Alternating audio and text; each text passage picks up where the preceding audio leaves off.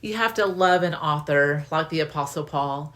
Remember, before he became a sold out believer in Jesus Christ, he aided in the persecution of Christians.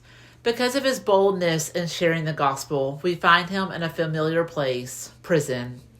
While in prison, he wrote a letter to the church at Philippi, which I mentioned in an earlier video. Listen to what he tells the Philippians in verse 10.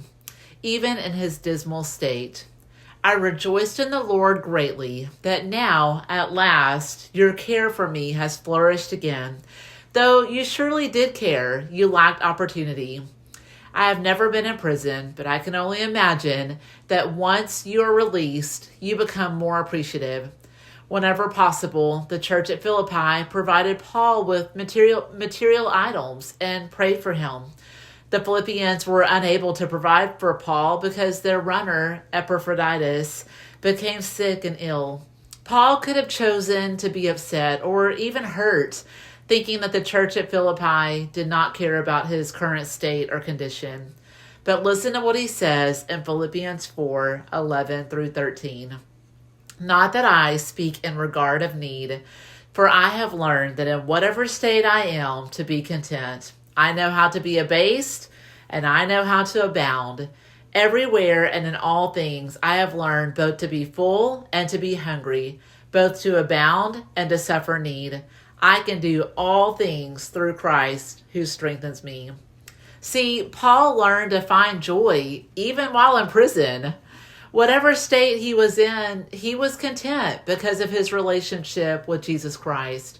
He knew how to be abased or brought low, but he also knew how to abound. We are talking about a man who was beaten 3 times, shipwrecked, stoned, and imprisoned, yet he knew how to have plenty.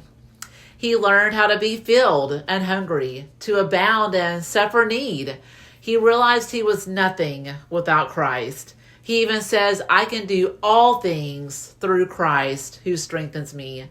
My friend, that is pure joy.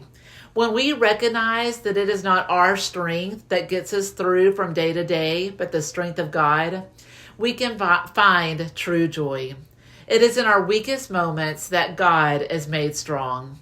Paul says in 2 Corinthians 12:9 and 10, Therefore I will boast all the more gladly about my weaknesses, so that Christ's power may rest on me. That is why, for Christ's sake, I delight in weaknesses, in insults, in hardships, persecutions, and in difficulties. For when I am weak, then I am strong. What about you, my friend? Can you learn to be content and abound during times of weakness? Can you become satisfied with your circumstances and not lose joy even when everything else around you seems to be falling apart? Can you find joy in knowing this world is not your home? That's your challenge for today. Think about your current state, whether financially, physically, or emotionally, and write a declarative statement about how you will not allow that state of being to steal your joy. I will help you get started.